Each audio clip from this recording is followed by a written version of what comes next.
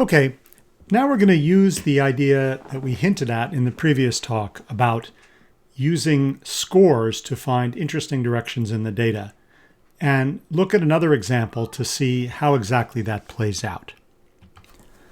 So here's the data that we looked at before. Remember, this is 50 points in R2. So the features are the two dimensions, the samples are the points, and our data matrix is a 50 by 2 matrix with two columns whose entries are the x and y coordinates of the blue points. And what we're going to think about here is we're going to remember, here's the origin. We're going to think about choosing a direction by picking a unit vector centered at the origin. Let's call this vector u. But u is going to depend on an angle theta measured from the x-axis as usual. And that's easy to do. We can let u of theta be the vector cosine of theta, sine of theta. So the norm of u of theta is 1, and when theta equals 0, we're looking at I, and when theta equals pi over 2, we're looking at j, and as theta goes from 0 to 2 pi, u sweeps out the circle. And now we're going to look at the variance of the projection of the data onto the u direction. So you remember that if we take the line in the direction of u of theta, then we can take the projections of these points onto that line, and those are computed as x u of theta. These are the x u of theta. The values here are the coordinate numbers along this line, and the variance is what you get if you. So these are the scores, the points along the theta line. So we could call this the score associated with theta. And the variance, which is 1 over n s of theta transpose s of theta, this is the variance in the theta direction. And it's 1 over n u of theta transpose, sorry, no 1 over n, that's included in the d0, u of theta. So for each theta, this is a number. This is the s of theta is 50 numbers. It's the 50 values that you get along this axis.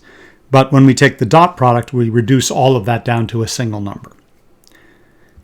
And if we plot what happens as we vary the angle theta and look at the variance, we see that we get a curve that looks a lot like a sine curve.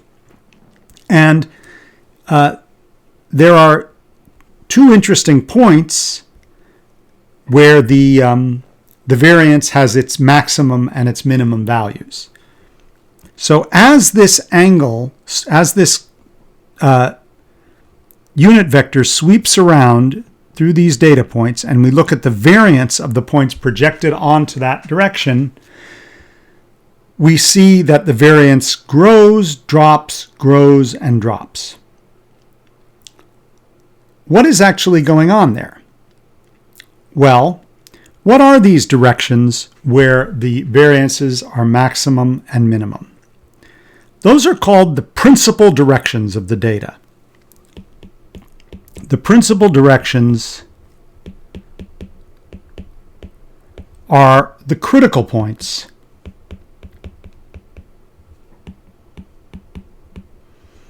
where the variance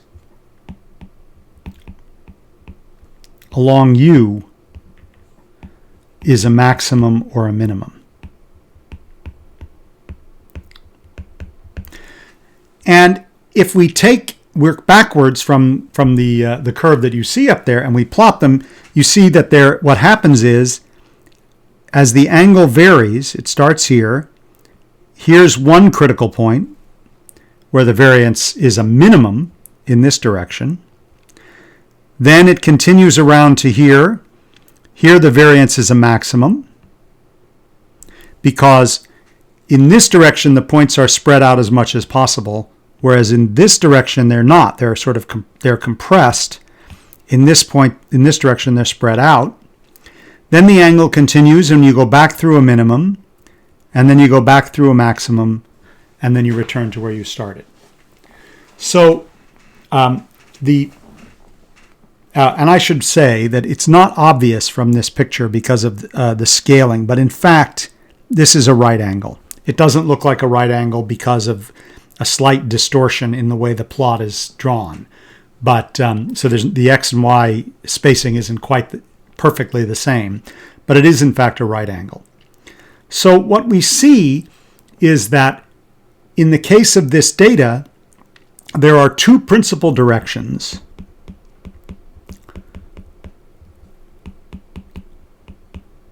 One where the variance is a minimum, and one where the variance is maximal.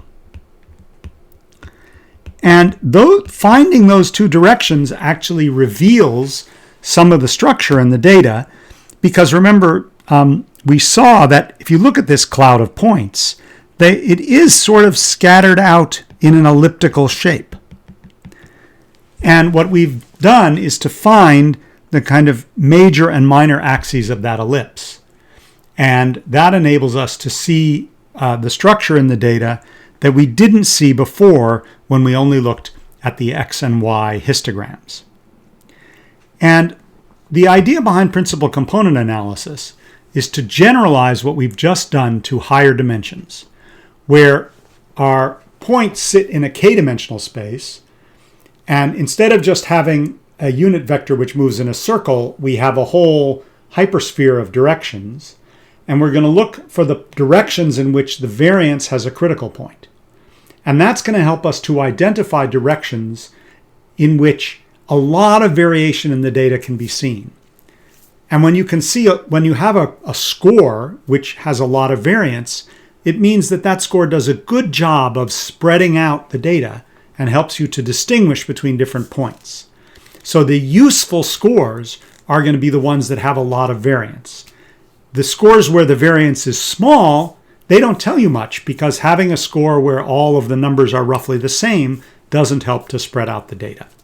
And that's why this is called principal component analysis. The principal components, or the principal directions, are the ones where the variance takes extreme values. And the problem is, how do you find those points or those directions in the general k-dimensional setting?